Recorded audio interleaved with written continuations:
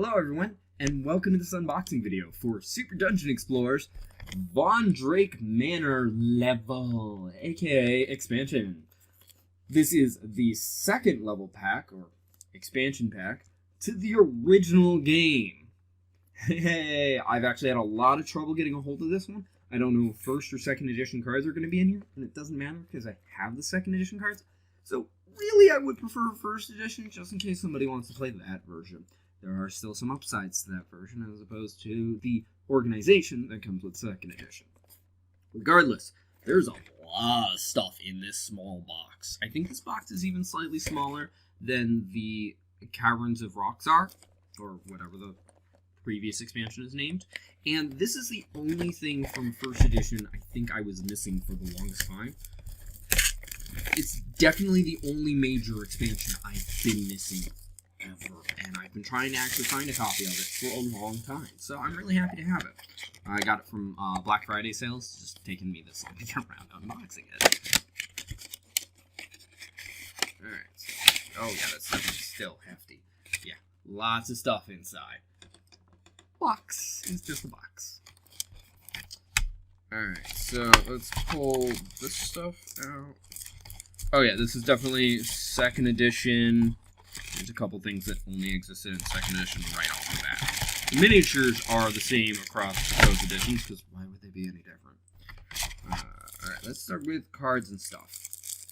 So, we've got the standard size cards with the tile effect on the back, and Drakk, and that's D-R-A-K-K on the front. Some bone pile tokens. I'm not even going to bother taking those out of the bag. It's 2 sheets of these tokens, and thus 12 in total. And some exploration and other mini cards, which we'll start with that.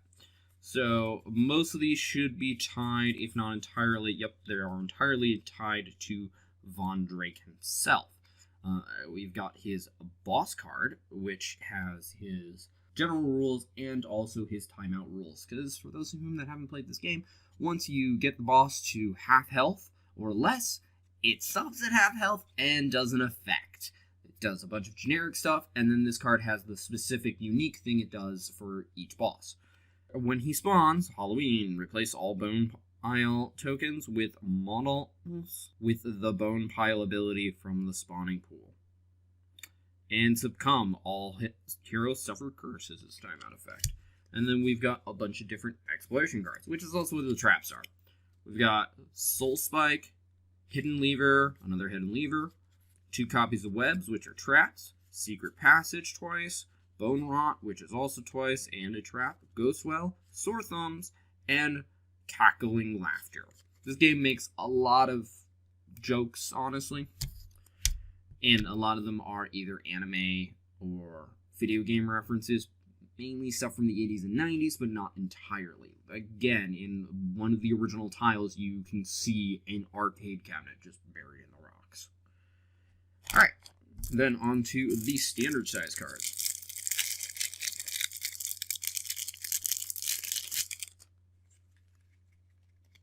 Now, I've been wanting to actually show up on Halloween to my local gaming store, or the closest Friday to it, and just set up a spooky version of this game, but I've needed this expansion really to do that. I've had everything else, including, if I'm correct, the tiles now for the Drakk Manor itself, which was a separate expansion, just like all the tile sets are, except for the Forgotten King expansion, which is a standalone expansion, so it has to come with enough to be able to play the game. So we've got all the various cards, including the Secret Passage tile effect. Cool. I think I've seen this one in one of my other things, but it's basically, I think 2 points are connected, or any of them are. And there's usually 1 per tile. Then we've got the arcade cards, I think. Yes. The arcade cards being the purple ones. These are the solo/co-op mode where the monsters are automated, sort of. I don't really like this mode too much. I'm willing to play it, but it's just, like, the AI is dumb. But we've got Drakk, Nocturne, who is Von Drake. He shapeshifts into that. Death Spectre, because this is a giant Castlevania reference. Pumpkin Patch, who I've seen before, as I have, I believe, another version of the Pumpkin Patch node. Crypt Spider.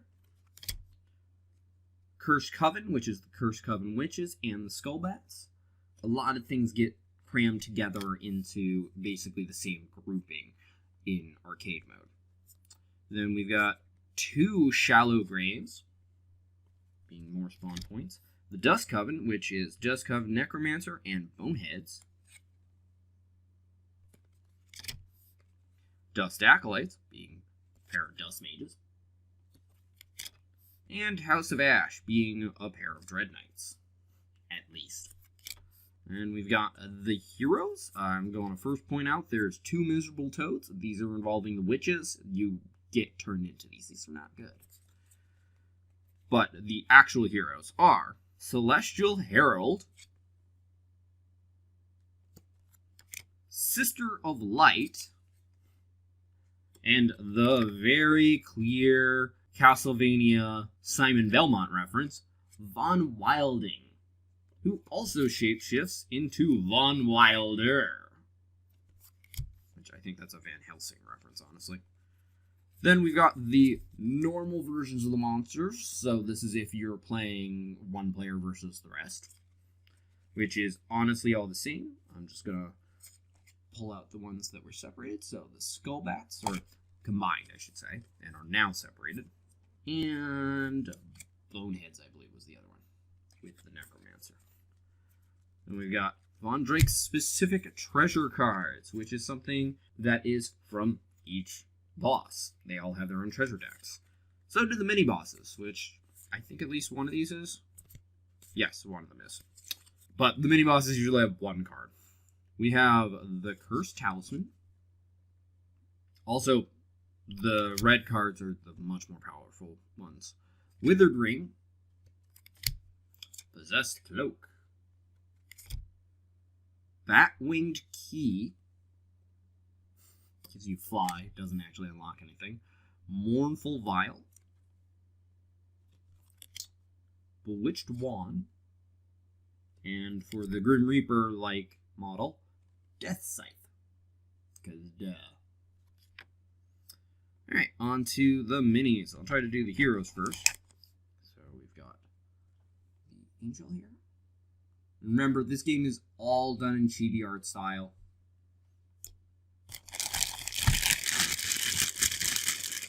I'm going to actually try entering the Golden Cobalt, their personal, like, this game's company, personal miniature painting contest. And while it doesn't need to be their miniatures, it does need to be chibi. But we'll see how that goes. It's been extended, so while I'm recording this in January, I'm actually talking about last year's contest, because it was originally supposed to end at the end of December. Alright, then we've got the Priestess.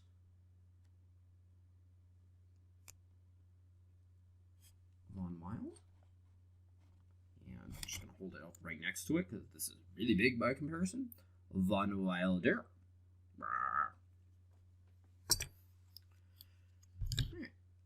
The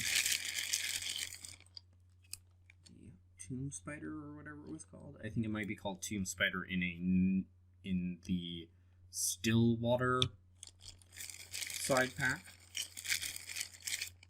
You've got one of the spawn points, the bone ones. There are probably 2 of those. There might be 4. Here's the other one. They're exactly the same. I don't know why I held up both, but whatever. Let's see if I can find the other spawn point. Ah, here we go. And the pumpkin one, which, again, I know I have a model that looks just like this. But I think it spawns different things. I could be wrong. We've got one of the Dust Mages, maybe Necromancers. I don't really know all these off the top of my head. Saving the mini-boss and bosses for later. Little skeletal dudes. Which? should be some frogs in here. I don't know if they made them purple or gray. Bone Knight? Whatever it was called.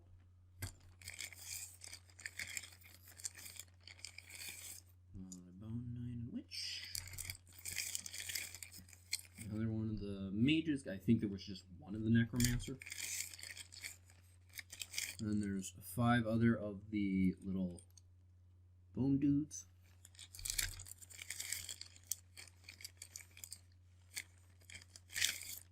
The one Necromancer. So yes, the others were definitely bone mages, or whatever they were called. And we've got 4 of these skull bats with little wind effects for them to physically stand on. Again, 4 in total. And they made the frogs purple this time. I believe in the other set that comes with these same witches, they're gray, like the character models, because that's what they really are. And then on to the mini boss. We've got the Grim Reaper-like model. Huge. Like, here's the Necromancer. He's big. I think this is one of the bigger models in the game. Or at least was at the time. Like, it's definitely up there. But then we have Von Drakk himself and Nocturne, his alternate form. Alright. Well, these things don't really have too much to them. They're pretty straightforward, but they add a lot of new gameplay to them. In fact, if you get this game, even if you get the Forgotten King version, as there is no release yet for the core game 2nd edition, although you can always get the 1st edition at somewhere and get the upgrade packs. This did come with the 2nd edition, not the 1st edition cards, so you don't need to worry about that if you get Forgotten King. But my point is, if you get the core game or the standalone expansion, I highly recommend getting any of the expansions that isn't just a single figure. Those are great too, but just like with Sentinels in the Multiverse, the core game has only so much to do. More so in this case, because I know in the original core game, it was set what you would be fighting based on the number of heroes you had in your party, which sets the size of the dungeon and the number of monsters. So if you had 3, 4, or 5, you knew exactly what you were fighting. It got kind of annoying. But adding any of these expansions makes a massive difference, because then you can actually mix and match rather than be forced into a set thing. It's not even so much the boss that makes a difference, it is the packs that come with the various spawning points. Regardless, that's all for now. Thank you for watching. I hope you enjoyed. If you did, feel free to press the like button. If you think somebody else will enjoy this, feel free to share this video. Either way, it'll help this video get seen more. If you didn't like this video, go ahead and press the dislike button. Won't mind, but please leave a constructive comment as to why. Also, feel free to comment in general, such as if you'd like to hear anything else about Super Dungeon Explorer. I still love this game, even though the Kickstarter's way too late. I'm still waiting on it, because, hey folks, that's Kickstarter. Be happy it's still in progress. Also, if you'd like to see any of this stuff painted, feel free to ask. I might actually get around to it sooner than later, because this stuff is nowhere near the front of the line right now. If you'd like to see more like this, be it more unboxing videos, my board game overviews, or my painting videos, all 3 of which I'm willing to do for Super Dungeon Explorer, and anything else that I might do on this channel, feel free to subscribe. Regardless, thank you for watching and have a wonderful day. Bye-bye.